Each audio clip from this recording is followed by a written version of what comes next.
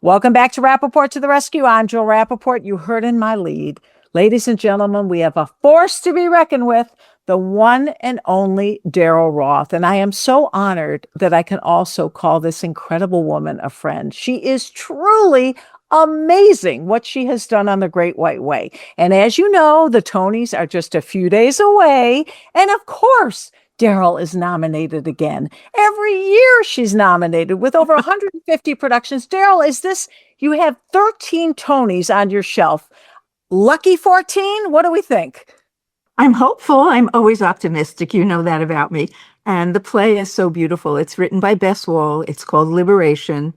It's about a very tenacious, wonderful group of women in the 70s who really, got together, talked and listened and fought for women's rights, basically all human rights, but particularly women's rights. So, if the time is right, and it is, I hope that we walk home with that beautiful little statuette. Yet again, lucky 14, right? I hope. Well, we'll see. You know what? I don't want to count any chickens, but if you were to ask me, does it deserve it? The answer is yes. Yes. And it's gotten multiple nominations. Yes, five actually, for different, two of our actors, Susanna Flood, who is the leading actress, Betsy Adom, who's nominated for featured, wonderful Queen Jean, who is the most amazing costume designer. And we just really, Best Play is the one that we really are excited about. And Whitney White, which would be quite terrific if she should win as Best Director. It would be the first time a woman of color won for directing a play. That would So be that would be incredible. momentous. Yeah, Wow. yeah. Well, our fingers are crossed, although I have a pretty good feeling about this one. You Well, I are hope. really unbelievable what you have done, the work, your body of work in your career. And you started this whole Broadway thing late in life, right, Daryl? Yes, I was in my 40s actually, and it was something that I had always dreamed of doing without really any background or any preparation. You know, in that day, there wasn't a course that one could go take to be a commercial producer. And so basically, I was like the old Nike commercial. I just did it. I just did it. I thought, look, I have worked most of my life. I ran a little business. I raised a family. I can do this. I don't know where I got that confidence because it was probably misguided at the time. But I think if you put your heart and soul into something and you really love what it is that you can make happen, you can do it. And if you're not afraid to, fall on your Take a tush a few chance. Yeah. times, Yeah. well, definitely that. Risk taking is part of this business, no matter who you are, whether you've started when you're 20 or 40 or 60. Being in the theater is it's a risky business, but the beauty of being able to choose what projects you want to champion is where you decide how much of a risk taker you are. If you really believe in the story and if you really believe in the message that you want to put out in the world, and while it may not sound commercial to some, if you believe in it and you think it's important and meaningful and, of course, entertaining, I don't want to forget about that part. But most of the plays that I've chosen are about significant things that I feel people should know about. Important messages for women, for causes. Mhm. Your shows, these plays, they stand for things. It's been my hope that um, by choosing stories by playwrights who are really passionate about the work, and then if it resonates with me, I can really get behind it. People often ask me, what is the definition of a producer? Which is not an easy question to answer because a producer does so many, many things. But my simple definition is a producer is a person who facilitates other people's dreams and by doing so fulfills their own. And I've always liked that because it kind of is what I do believe in. You know, the writing of a play is not the producers. The direction of the play is not the producers. Yes, The you're acting? involved. Yeah. The acting is not. The casting, you're involved with everything, but really you're there as the mother of the company. You were there as the champion. You were there as the cheerleader of the work. And I like to say that the producer is the first person to show up and the last person to leave any given production because it's challenging. It's a challenging field, not taking away from the gloriousness of it and how much I love it, but it's tough. It is. It's tough. And you've taken chances on shows where you just had that hunch, that gut feeling where you said, I'm going to go for this. Kinky Boots, for example. Yeah, that was actually such a great experience. And I'll tell you a story after about Kinky Boots that just happened on Monday night, which you don't even know about yet, but I will tell you. But the Kinky Boots story is such a great one. I was lucky enough to be on the board of the Sundance Institute many, many years ago. And I was out in Utah, and they give you these wonderful selection of movies, some big blockbusters, and some are these little indie films. And you go around and you see whatever. And I was looking at the list, and the title just caught my eye, Kinky Boots. And I thought, well, if it's not a porno film, I'm going to go because I like the title. So I asked around, and not people didn't know too much about it. It was new. It was a British film. Anyway, I went to see it where it was being screened, and I just felt like, I don't know, an arrow went through my heart. I said to myself, in the midst of watching it, this is a musical. This is going to be a musical. I can't bear it. This is the best story. This is everything I care about. And as soon as the film was over, I sat as I would to watch the credits, and I see that the film was produced by Miramax and Disney. So I run out in Utah, and at that time, the cell service was practically non-existent, and I found a place where I could make a call to my son, Jordan, who was in New York. I said, Jordan, I just saw this little indie movie. I don't know what's come over me, but I have to get the rights. I think it's a Broadway musical. So he said, Mom, maybe the air is too thin in Utah. I said, no, I'm doing this. So he made some calls. We found out that actually it was in a particular situation where Miramax and Disney weren't quite certain as to who had the theatrical rights. So I had to wait a bit, actually a while, before they decided that they would land in Disney's lap. And Disney didn't feel that Kinky Boots was a family, piece for theater. Right. Funnily enough, as it turned out, it was a wonderful piece of theater for families and for many reasons. But at the time, it just didn't fit what Disney was about. And I certainly get that. So I was lucky enough to get the rights. And, long story short, I called Harvey Fierstein, who I thought would really understand the story and be able to write the book. And Jerry Mitchell is just a wonderful director of musicals. And a colleague of mine, Hal Luftig, who was more experienced at doing big musicals, because my whole career thus far had been plays, primarily plays, and smaller musicals. But this was going to be a big undertaking.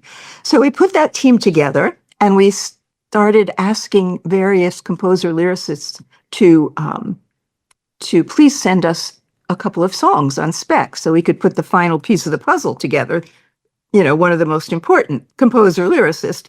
And we just didn't find anybody we were totally in love with, and we were getting frustrated. And one day we were having our group meeting, and Harvey said, don't say no until I give you this thought. Just sit and listen. We all said, okay, what are you thinking? He said, Cyndi Lauper. And we looked at each other and we said, Cyndi Lauper. Well, she hasn't written a musical before, but we love her. And she'll understand the characters in Kinky Boots. She'll know them The girls just want in to her have soul. fun. That for sure. But we said, let's give her a try if she's willing. And God bless Cyndi. She wrote songs on spec that we could hear. 2 of them were not so great. 2 of them were fantastic. In fact, one of them stayed in the show, I'm Not My Father's Son, which made me cry at every performance for 6 years. And that was the team. And we went forth, we worked on it. We had a number of workshops. We cast it beautifully. And we did I'm jumping ahead to the highlights. We did an out-of-town tryout in Chicago where it got some really nice reviews, but it also got some very smart, thoughtful, critical reviews, which helped us work on it even further on our way to Broadway. And then we came, and, at first it was a little hard to explain to people what Kinky Boots was. Some people were afraid of the title. everyone said, "Oh, you really should change the title." And I said, "No, no, we're not changing the Absolutely title. not. No." But as time went on, as people came and the audience grew and grew and grew, people just loved it. And it had such such passion about it in the audience, and the cast was wonderful. The family of Kinky Boots, to this day, all the people that have played in it in the 6 years that it was on Broadway and in various companies across the country and wherever it's been, they're all part of a big, really wonderful, caring family. So let me take you to last Monday night, which is just timely for our conversation. I was honored actually by the Entertainment Community Fund, which used to be the Actors Fund, but everybody has to get used to their new name. In any Yes, an event, you know, incredible honor for you, Daryl, it and was well it was deserved. it was wonderful. I was very honored. Many of the colleagues that I've worked with over 38 years came, and but the point is this: as a big surprise, the finale that nobody knew about until the end was many of our original cast members from Kinky Boots. And they sang, yeah, it was so brilliant. They sang, "Just be who you want to be, live your life with dignity." And they sang, "Let us raise you up." And of course, June 1st was the beginning of Pride Month, right? And Right. so Kinky Boots was absolutely the perfect, the perfect celebration. And Jordan did a beautiful speech and presented me with the medal. That was nice. And it was just glorious. But the Kinky Boots story is one where I have learned so much, and I try to share with other people who are producing that if you believe in something, trust yourself, trust your instincts. Don't listen to the people that say, "Oh, that's ridiculous," or "No, you can't do that." I like to say, don't listen to the demons in your head or from those outside of your head, because negative thoughts, when you're trying to do something creative, really, they set up roadblocks that are just not necessary. It's Get in hard the way. enough. Yeah, yeah. Exactly. But I'm just fascinated by what you went through because when Kinky Boots came to be, you were really developing your own reputation and learning your way on the Great White Way. And yet you had so much conviction back then, Daryl. A lot of people might have said, "Oh, really? Do you think I should change that? Oh, okay, let me think about that." And no, you did No, exactly what you believed. I did. I did. Some people will say, "Oh, she's just stubborn." But I don't look at it that way. If I thought there was reason to change the title, I would have considered it, but I didn't, because that was the name of the film. There was a reason that the story that was being told had that title. And for Yeah. anyone who saw Kinky Boots or knows the story, it's it's perfect. But It's it's just perfect. also speaks volumes about Daryl Yes. Roth. You Well, feel things and you go for it, and you don't let others deter you from your true feelings. no. The only time I'm deterred from my true feelings are when I think I don't know how to do this properly. I don't know that I can do this piece justice to the playwright, to the creators. That's the time that it's not that I lose my confidence, but I'm very conscious of not delivering, and I don't want to disappoint. So if I go down the road somewhat and try to develop something and I don't feel that I'm the right one for it, I think then I am learning over the years to be wise enough to step back and say, "I'm not the right person for this. I'm just, and be able to say that. It's not really admitting any kind of failure or defeat. It's just, I want the piece to have a better steward, so to speak, you know. And But the between all of the plays and the musicals, I mean, Dorian Gray, Into the Woods, I mean, hit after hit, you obviously have what it takes to know what works. Well, it's interesting because when we say what works in theater, what works for audiences, what works for editorial coverage, what works for uh, the family that's making this, the creators and the people in the cast, what works. And then there is what works commercially. What are people going to actually pay to come and see? Enough so that you can recoup your capitalization. That's the first level of Yes. success. And the And that's second the level, other added pressure for a producer. well, it is. It really is. And not only do you want to hope to recoup, you hope to actually turn a profit. so that the people that invested and believed in you and believed in this project, you know, it's not philanthropy, although I like to say that theater does deal in a different currency. And that currency, a lesson I have learned well. But as long as you feel the success of the piece, and I don't mean to sound irresponsible financially, but some things really don't recoup. They just never meet their financial, reward. But that doesn't mean that they weren't successful. That doesn't mean that for 1 minute, because there's so many other ways to deliver a successful piece of theater. Of course, we Well, like it when it works financially. I don't mean to it say that. makes things a little easier and happier, especially going up The to the investors, for ticket, sure. right? Yeah. But Daryl, the one of the things that I've always loved about you, creativity, brilliance, all of the things you've done, we bonded over our love of animals. Obviously, the show is Rappaport to the rescue. Our common Yeah. denominator is that our animals are our family, our children. I know you love those dogs as much as you love Jordan and your grandson. So that True. really has And my been such daughter. a, And my daughter. and your daughter, of course, Can't and forget. your husband, who I just adore. But He's great. there is a hierarchy of love. We won't get into it. But I was just at your home and we had such a great lunch, and I was watching you interact with your two beautiful dogs, and they really add so much to your life and to your creativity. They add so much to my life. I think anyone that has a pet, a dog, particularly in my case, you just feel that bond, and you feel that no matter what's going on in your life, there's always this love that's going to come at you, and that you can respond to it, receive and give. I mean, just after a day of whatever, it could be a great day, it could be a horrible day, I come home to my dogs and the world is wonderful. And that's all it is. And it's such a simple thing. They depend on me, and truly I depend on them for my mental well-being. And of course, they were rescues. And I know when possible, when you have the projects, you love working with animals on stage. There's nothing better for you. Yeah, if it works out, the play Left on 10th, written by Delia Ephron, was a particular story, a true story about her life, and the dog played such an important part that we were very happy to work with Bill Berloni, who you know, Yes. and we found these wonderful rescues, as he does, and as soon as the dog comes on stage, the audience goes, "Oh, you've got them in the palm of your hand."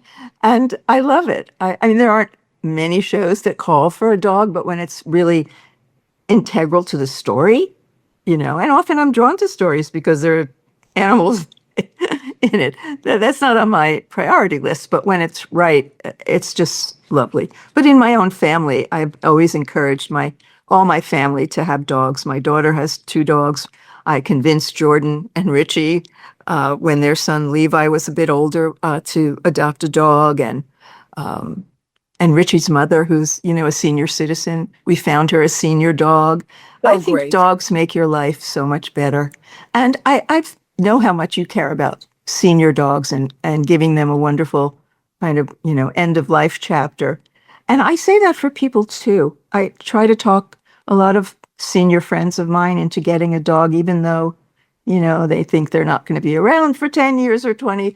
I say it doesn't matter the length of time. It matters the quality of time, and how your life will be so enhanced, and That's how you right. will enhance the dog's life. And you've And made an influence on some of your friends. You've really made an I impact. And have. actually, some have adopted Oh yeah, because many of you. have. Many have. In fact, Jordan said on Monday in his speech that often my mother will talk you into adopting a dog, rescuing a dog that you didn't even want, or better still, that you didn't know you wanted. Oh, well, Those are that's my what I most successful rescues. Well, that's also what I love about you, Yeah. because considering your life and your career and how crazy and busy things are, you always take time to smell the roses, to know what's important, to nourish your passions, to take care of these animals, to educate people on the importance of rescue and adoption. You've made your world a world of many. And you never forget how lucky you are, and sharing that with everybody. Thank you for saying that. I try to keep gratitude at the front of my mind every morning, every day. I mean, I am a lucky lady, and I know that, and I don't take any of it for granted. And all I really care about is that my family, and that includes my dogs, my extended family, my theater family, so anybody in my orbit, I just want the best for them. And if I can help in any way make that happen, that's my pleasure. That's my pleasure. I mean, because I am a fortunate person and I don't take it for granted. And none of us should. None of us should. Really, we're lucky to be on this planet and we have a lot to do. We're not getting into politics, but there's a lot to do. Yeah, Let's that's a leave it at whole that. other can of worms, right? Let's leave that for another time. Yeah, well, I Yeah. feel so fortunate to be in your orbit and to have you in my life. I know that our friendship, it means so much to me. When I spend time with you, I come home on a high, Daryl. You're just amazing. And I want to know, with Sunday night coming up, just a couple days away here, what are you going to wear? And is Jordan helping you with your wardrobe? Well, Jordan is the fashion icon of the He's family and the amazing. world. The He's family the and the star world. of the Met Ball every year. He Jordan truly Roth. is. He has such creative and marvelous taste, and he is just, I don't know, he's just such a creative force for fashion, for theater, for art, for so many things. So we never know what Jordan's wearing until he walks in. So I have no idea. It's always And a you big know you're going the to be a reveal. little upstaged by your son, Oh, but that's okay. I hope so. I certainly hope so. I myself have very conservative taste in clothing. And as far, I don't, it's so weird. I was looking for something new to buy because, it's kind of like exciting to buy something new. And I did look around. And then I thought, I have such pretty things in my closet that I'm going back to something. I won't call it vintage because that long ago, I don't think I can fit into those things. But I did have some pretty things, and I'm just wearing a beautiful creamy thing that I like and I'll be comfortable in. That's the other thing. You sit there for like 3 hours plus. You need to And be so you comfortable, need to and be you have to wear comfortable. the right shoes when you walk up on that stage. I remember one year I took my shoes off and I ran up without my shoes on because they were so uncomfortable. And then I got on stage and I put my shoes on and everybody was looking at me like, what is she, a hillbilly? I love that. I had that happen to me. I said, these shoes are killing me. And I took them off on stage. Yeah, I would never have gotten there in time if I had tried to walk in them. Oh, are you a superstitious person? Do you have a speech prepared or are you just going to wing it? In this particular case, this year for Liberation, we decided that we would give Bess Wall, the playwright, the honor of accepting should we win. And I feel good about that. In past years, if I'm the lead producer, I will give the speech, as I've done many times. But I don't know, this felt right. It felt right. I have to tell you, I know you're supposed to say break a leg. So break a leg. God forbid. Yeah, God forbid. I know. I always wondered about that. Everybody says, say break a leg, but heaven forbid, right? But meanwhile, I feel so good about this year and I feel so good about the opportunity that you're going to walk up on that stage, Daryl, and this is your year yet again. Well, I love that you're so positive. You're always such a joyous person to be with. You said you like to be with me. I like to be with you because you're always so upbeat. You always look at the bright side of life. And I just think more people should take that page out of your book, my friend, because too much is going on that's not worth smiling about. So we've got to find those things that are. And you do. And that's why I want to hang out with you. Hang out with upbeat people and you feel upbeat, right, It's a deal. It's a deal. And animal lovers only. Thank you. And thank you all for tuning in to this very special edition, a Tony edition of Rappaport to the Rescue.